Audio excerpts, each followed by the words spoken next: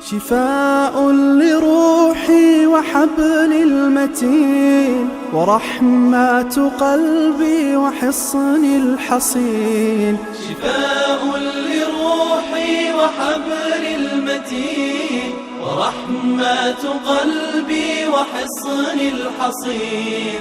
وأمن حياتي وخير الدليل إذا تهت يوما مع الحائرين. فقرآننا هدينا والحبور وبشر يسلي الفؤاد الحزين.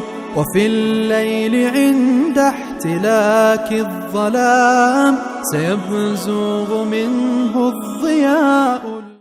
أعوذ بالله من الشيطان الرجيم. بسم الله الرحمن الرحيم. الحمد لله والصلاة والسلام على رسول الله وعلى آله وصحبه ومن والاه. Amma ba'du. Hürmetli qarindoshlar, biz bugun Sura Baqaraninki 230 oyatiga keldik.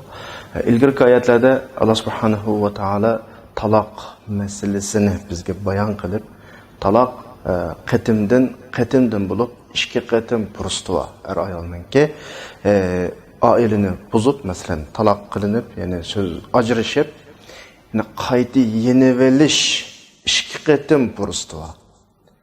Buni bayon qilgandik ilgirki darsda.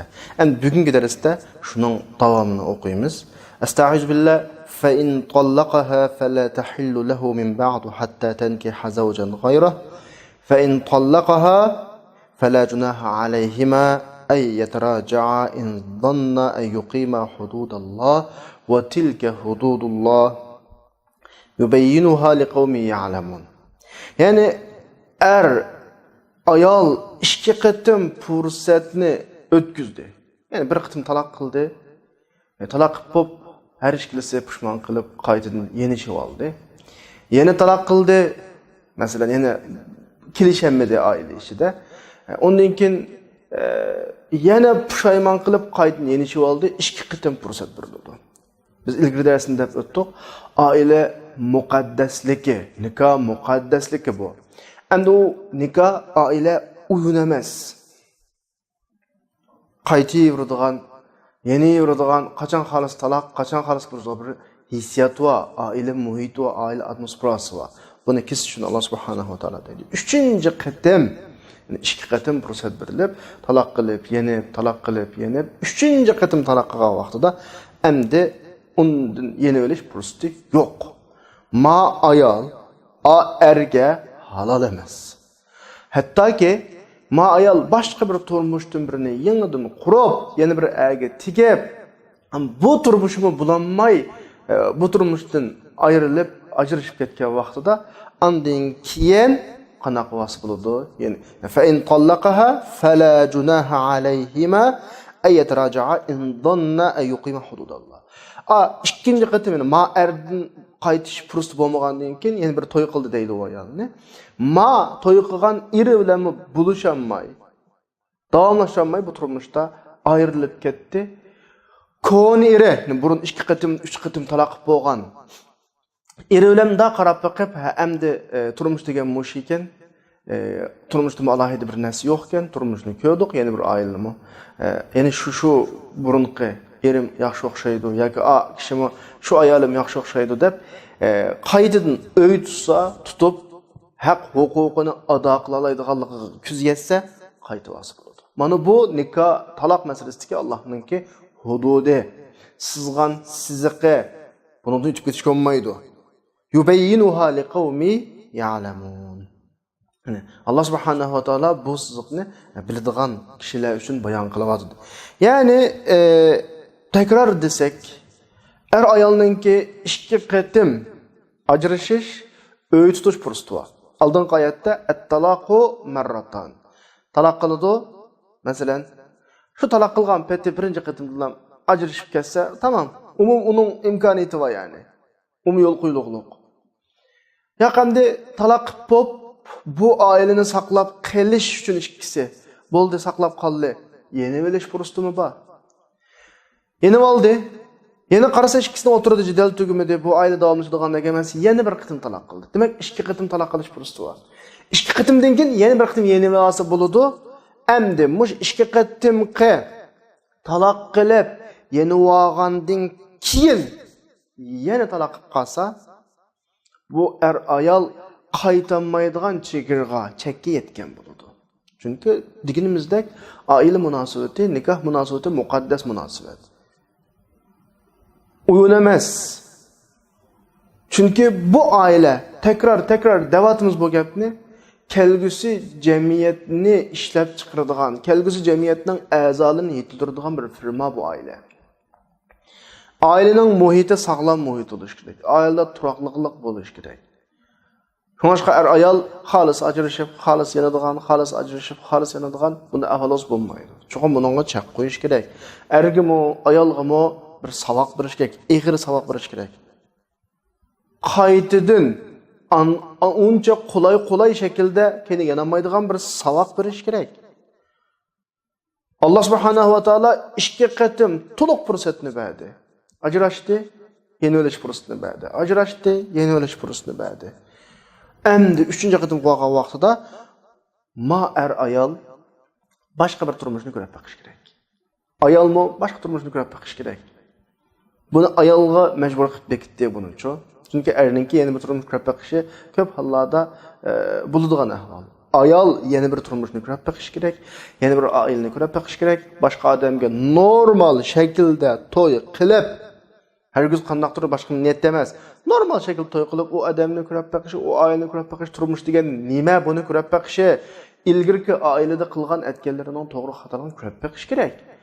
Agar bu ikkinchi qatim to'y qilgan kishi, oila yoki shu oila bu ayolga mos qilib, bu ayolning mijozi, xarakteri, o'y fikri shu oilaga chiqib qolsa, tamom ketdi, u oila shubhati ketaveradi. Endi uningdimi bulamay, asli shu oilam yaxshikan to'q.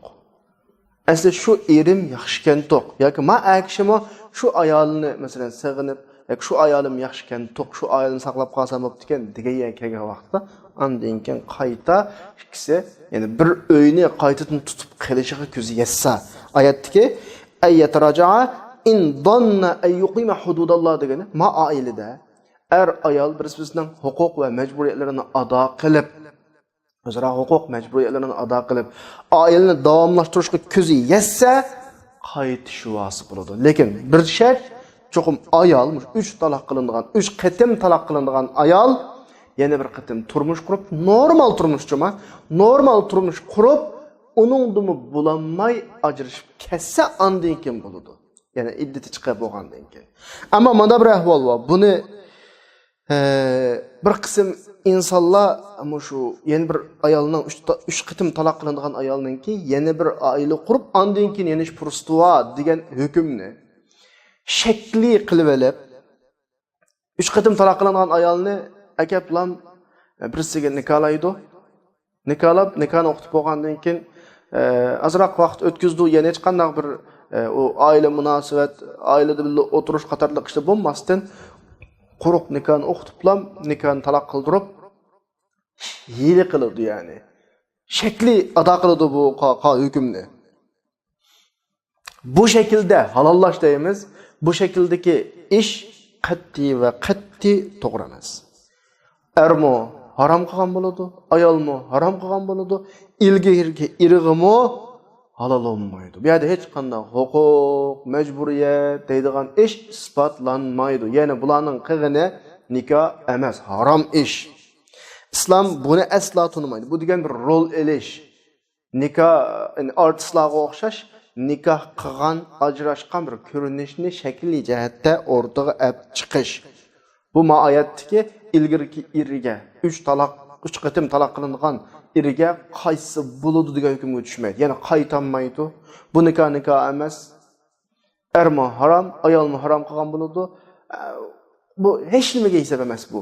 İslam buni asla va asla tanımaydi. Bu yerdagi maqsad 3 qatim ma'aridan taloq qilindi ya. Bu oilada bu ayol turolmadi. Ya'ni bu oila normal davom qilanmadi. Yeni bir oilani normal ko'rib baqish kerak. Bu er bilan birga yashashi kerak.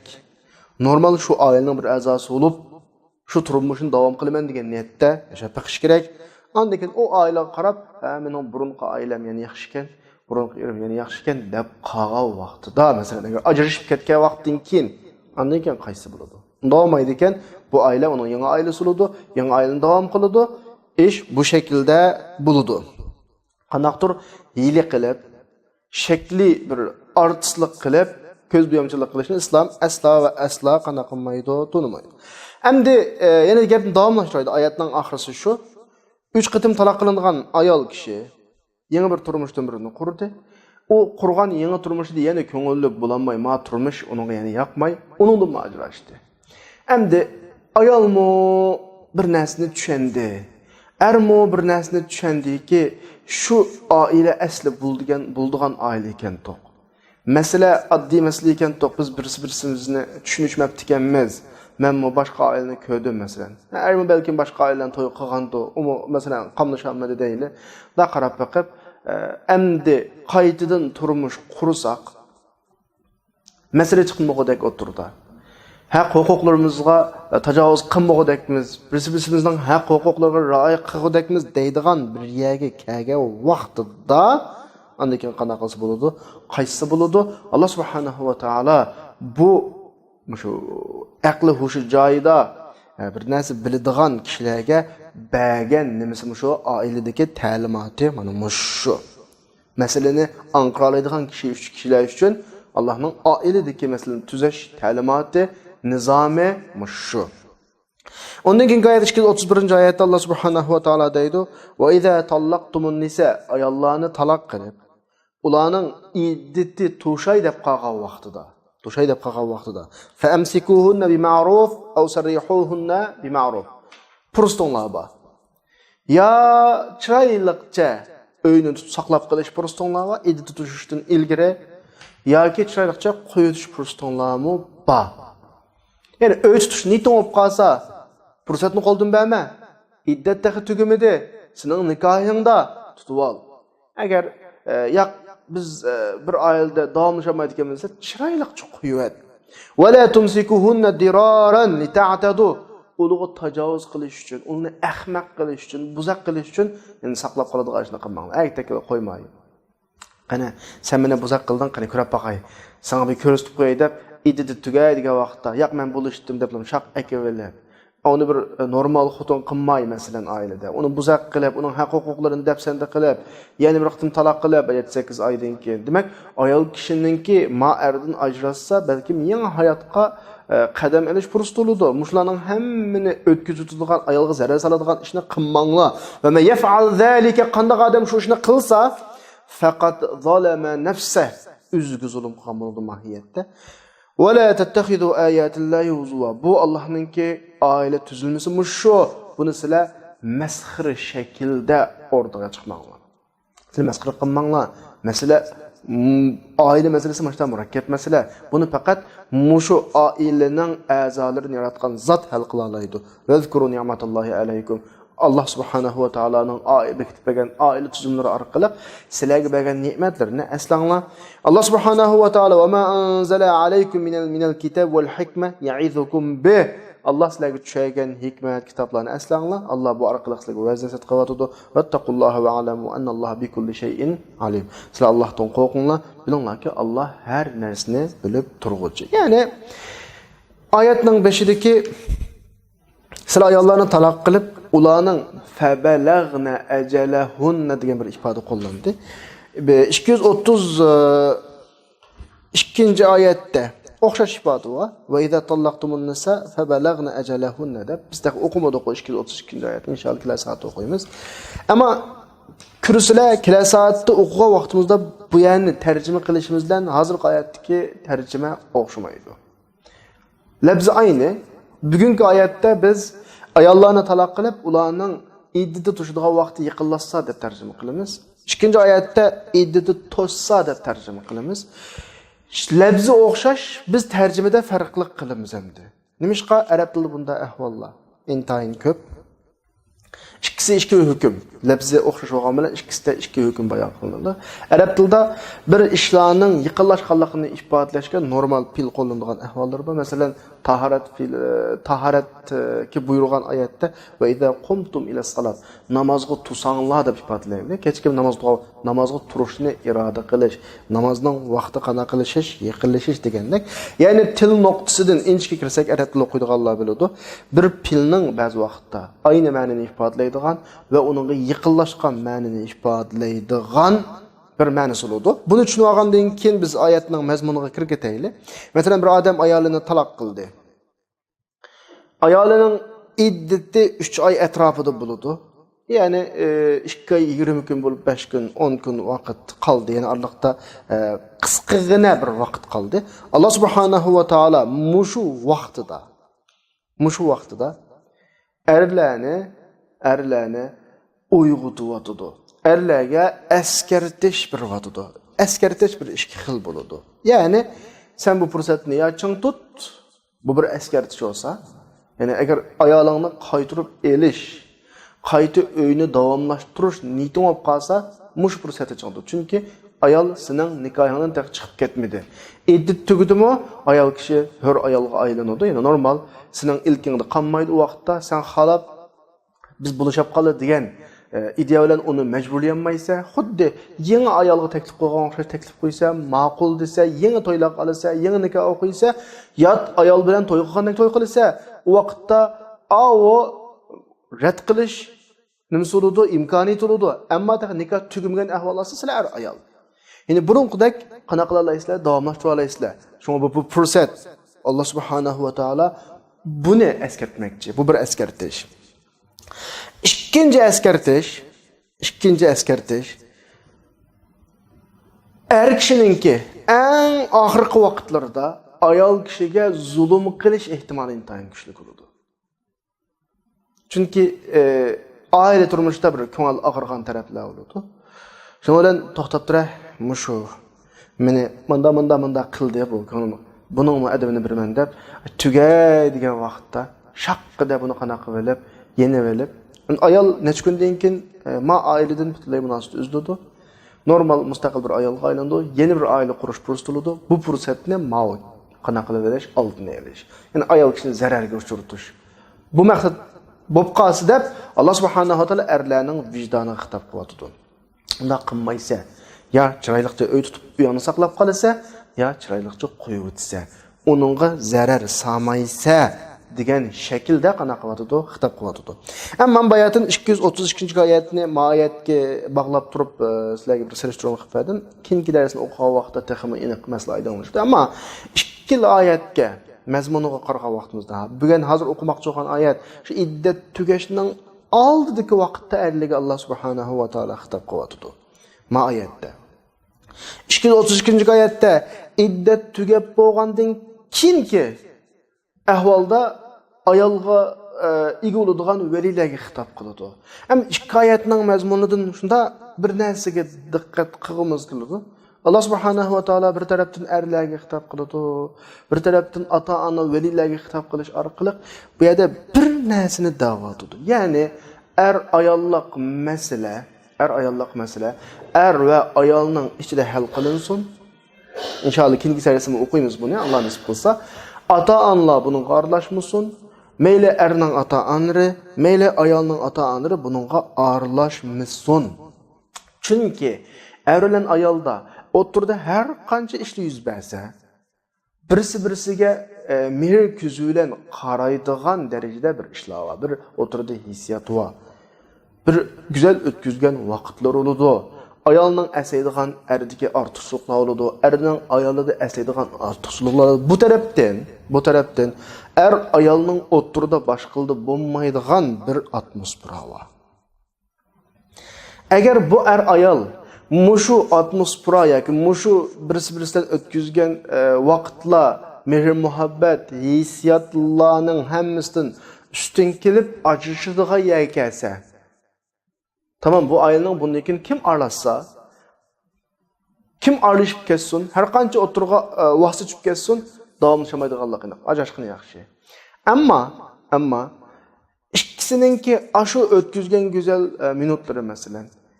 Oturdaki bir xil yaqinchilik, erning ayoldan ko'rgan yaxshiligi, ayolning erdan ko'rgan illiqligi qatorliq hissiyat omillari bilan ikkisining yarışib qoladigan taraf bo'lib qolsa, buningga mayli er tarafdan, mayli ayol tarafdan sirtdagi kishilar aralashib bu ishni buzmasin.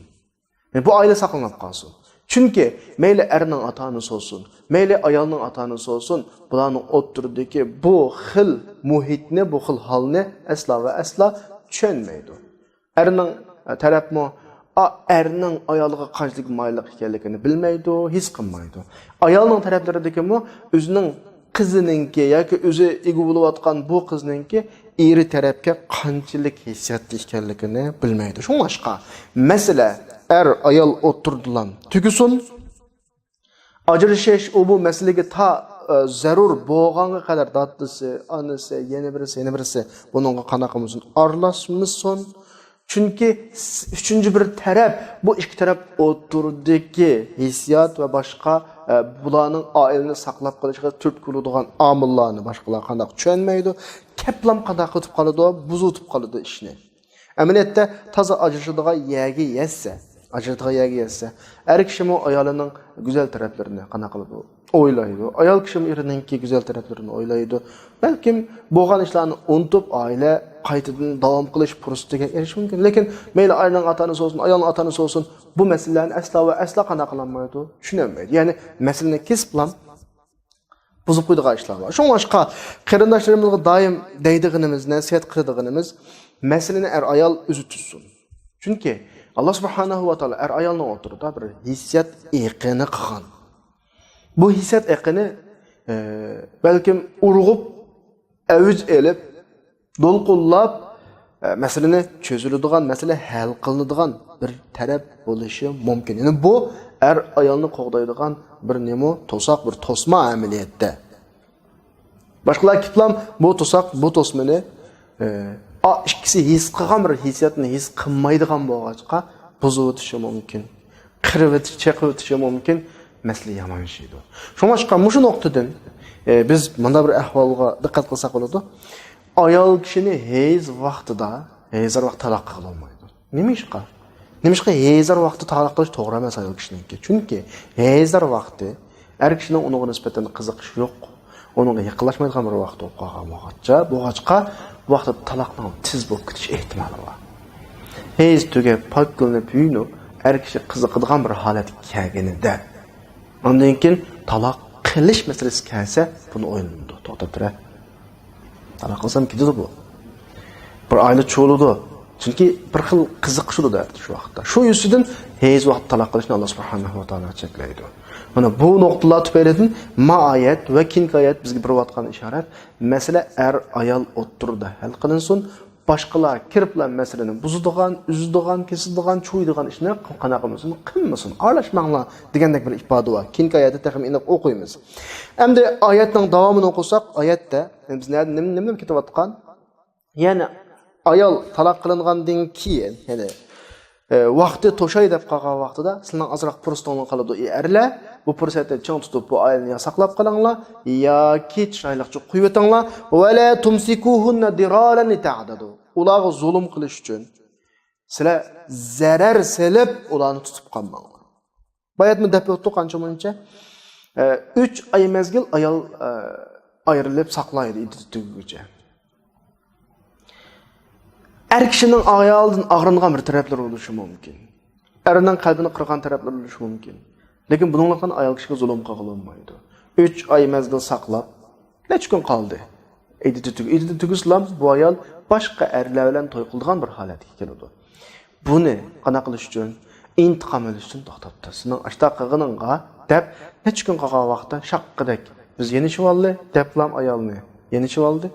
Mahiyatda qarasa uyni, oilani davomlashtirish maqsadida ko'rinsimi, niyatida ayol kishiga qana qilish azor berish. Ma shaklda qimmanglar deydi. Bu yerda bir qo'llangan bir ifoda bor, diror deb. Diror normal til nuqtasidan qarasak, bir narsaning shakli yaxshi, shakli chiroyli, mohiyatda yomon niyatli kishining hammani diror deymiz. Shunga Payg'ambar alayhisolamning davrida şekilde mescid sağan bulup Müslümanlarını bölmekçi olan bir ahval var. Bu ahvaldaki şu ahval vaxtıda şu mescidni Mescid Dirar deb atagan. Gerçi şu şekilde mescid namazı koyduğun ya olsun maksat müminlerini qanaqlashdi, bilishdi. Ma şekildeki yeni bilishmi bu zavac dirar yani. Zarar selish uchun oilani qanaqlash davomlashtir. Bu Alloh subhanahu va taolo keskin cheklaydigan ish. Unda qilmanglar dedi bu dedi. Qat'iy qilmanglar dedi. Yani bunda işten Allah subhanahu wa ta'ala tusup nimde tehdit savatıda ve men yef'al zalika faqad zalama nafsa. Ayalanga zulüm qilma, ayalanga tajavuz qilma. Onundan intiqam amma mesela. Ya kuyvet, ya çayrakçı öğütüş niyetiyle epqal. Ama zulüm seliş niyetiyle epqanma onu. Ama bilişin kerak ki bir insanga zulüm qilib, tajavuz qilib, buzaq qilgan vaqtida sen onu Rabbinin qishig'iga yaqinlashtirgan bo'lasan. O dua qiladi, Rabbi duasini ijobat qiladi, sen o'zingni Allohning g'azabiga duchor qilgan bo'lasan. Shuning uchun oyatda "Va men yef'al zalika faqad zalama nafsah" degani, kim shunday qilsa, o'ziga zulm qiladi degani, qilgan ishining vabali sana qaytadi. Allohning g'azabidan ortiq zulm hech qanday yo'q. O'zing zulm qilgan bo'lasan. ولا تتخذوا آيات الله هزوا. Erning ayolning ichki hissiyatini bilguchi Allah ayolning normal turmushining davom qilishi yoki o'zaro bir-biriga tajovuz, zulm qilishni saqlab qolish uchun bir-birlik tuzilmalarni, nizomlarni bizga o'zining kitobi orqali bayon qilib berdi. Sizlar buni masxir qilmanglar. Ko'zga ilmaydigan ishlarni qilmanglar. Buni hayatning harakati intizomlashtiriladigan bir tartib, tuzum sifati bilan qanday qilinglar, qabul qilinglar. Bu degan amaliy reallik, chunki hayotga kirgan vaqtlarni buni tushunisizlar. Ayol masalasi intayin g'ayriroq masala. Chunki Alloh subhanahu va taolo bu tuzilma orqali erning va ayolning haq, huquq va hurmatini saqlab qolmoqchi. Vazkuru ni'matallohi alaykum va ma yani sizlar Allah subhanahu wa ta'ala sizlarga tushagan Allohning ne'matini aslanglar. Va ma anzala alaykum minal kitab wal hikma.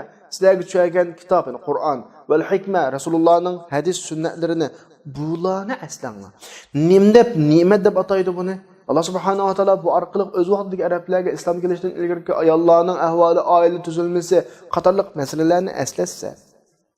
Cahiliyat vaqtida ne talaq, ne nikah, ayollar xalqancha qo'yiladigan, elinadigan, qo'yitiladigan, 100 qitimma talaq qilib, 100 qitim qaytgan shog'iladigan. Demak, bir saqlanayotgan haq, huquq yo'q ayol kishiningki. Buni aslatsa o'z vaqtidagi arablarga. Bugun kunda bizga yani garchi dunyoda eng taraqqiy qilgan va inson haq huquqlari eng kuchlanayotgan, qudrat topayotgan atrofdagi nurg'un davlatlar, mayli g'arbda bo'lsin, sharqda bo'lsin, bulardagi oilaviy tuzilmalarga qaraganimizda Alloh subhanahu va taoloning haqiqatan bizni go'zal bir intizom, go'zal bir tuzilma bilan oilamizni muntazamlashtirganligini biz aslab shukr aytmay turolmaymiz. Buni atrofga shunday qarasak bo'ladi. Endi bu yerda Alloh subhanahu va taolo Allohning ne'matlarini aslanglar degini bizni qara atrofingga davatidi. G'ayri islomiy bo'lgan oilalarga qara, g'ayri islomiy bo'lgan jamiyatdagi oilalarga qara. Ne dada, ne ana, ne bala, ayol munosib deganda narsaning asari bormi masalan? Oilaning shakli qolgan. Ayolni aldıyotgan, ayol erini aldıyotgan, ne bunu bağlab turadigan bir aloqa yo'q. Dada balığı igulamayotgan, balası dadasının mesela dadası bilan bir yo'lda mangmayotgan, hech bir bularni bağlab turadigan oila munosabati yo'q. Bu shu jamiyat yashab baqqanlar bunun derdini eng obdan biladi mesela. Bundan chiqqan salbiyatlar son sanoqsiz. Buni hal qilish uchun qurilib ketgan jamiyatlar mesela. Demak, sizlar shu oila munosabati orqali jamiyatning muqimligi, go'zalligi, intizom, tartibi nuqtasi jihatda har qanday millatdan, mayli islom kelishidan ilgari arablarning ahvoli olsun yoki bugungi 21-asrdagi atrofimizda bo'layotgan, mayli Yevropa jamiyati yoki sharqdagi o'zini voy palani bugun deb atayotgan cho'ng davlatlardagi jamiyatlar olsun, Bularning oila tuzilmasiga qaragan vaqtimizda biz Alloh subhanahu va taoloning bizni haqiqatan go'zal bir tuzilma bilan oilamizni mustahkam qilib muqimdiganligi, tartibliganligi, bu orqali jamiyatimizning tartibining, intizomining normal ekanligidan Alloh subhanahu va taologa shukr qilish majburiyatindayız. Bu Allah'ның bizga bergan ne'mati, buni eslashimiz kerak. Alloh buningga dal buni qanaq qilyotdi, bizni buyuryotdi. Buni bizga qartyotdi. Qarama ne'matga, sen yashayotgan ne'matga qara, atrofingdagi jamiyatdagi ne'matlarga qara deyotdi. Deb bo'lib, oyatning eng oxirisida vattaqulloh va alamu annalloha bikulli shay'in alim. Vattaqulloh degan Allohdan qo'rqinglar degani bu yerda. Bilarmanlik qilmanglar. Ya'ni bu tartib tuzilmani eng yaxshi bilguvchi Alloh. Alloh bu haqda keraklik, lozimli qo'ygan butun tartibni tushirib bo'ldi. Kim yo'q, ortiq yo'q. O'zinglar bilarmanlik qilib yo'ldan chiqmanglar. Bu haqda Allohdan qo'rqinglar. İslamda oila munosabati, jamiyat tartib munosabatining hammasining tartibi bor. Buni tafsili bayon qilinganlik. Buningda har tarafning haq, huquqi teng kafolatga ega qilingan asosda bayon qilinganlikki, sen bunda qarab jamiyat yashagan odamning betarafdan bir manfaatiga to'qinish qilgan taraf bo'ladi. Shu mushakablikda hamma ish bo'lmaydi ekan, ish bo'lmaydi ekan, nimda bunda qiladi? Chunki o'zining manfaatiga zidga qolgan bir ahvolda sizlar bu orqali Allohning g'azabiga uchramanglar. Vattaqulloh. Jamiyatning tartibi tuzilmasi cho'qim sening manfaating yo uning manfaatini asos qilib emas, hammaning manfaatini asos qilib bo'lg'achqa ba'zi yerda sen ko'zlagan manfaatga erishamasliging mumkin. Ama bu tüzüm, cemiyette hemmedenin ortak hakkı var, hukuku var, mecburiyeti var. Sen üzenge güçlük hak hukuku erişse, üzerine üstü güçlük mecburiyetin ada kılırsa. Bunu bilermeli kılış arkalık Allah'ın gazabı kuçurma. Bu cihette Allah'tan kork. Ve alemu ennallahu bi kulli şeyin alim ki Allah her neresini obdan bilgitçi, kimning nimaga ehtiyojlik, kimning qanday mas'uliyati var, kimning qanday huquqi var, qayshini qanday qilsa, qanday natija chiqadi, Alloh buni obdan biladi. Dish orqali bizga oxirisida bu tuzilma haqida sezgir bo'lish, zerek bo'lish, astoydil muomala qilishimizni eskartdi. Bugungi darsimiz vaqt munosabati to'xtaydi. Inshaalloh Alloh nasib qilsa kelasi soatlik darsimizni 232 oyat boshlaymiz. Va oxiri da'vana alhamdulillahi robbil alamin.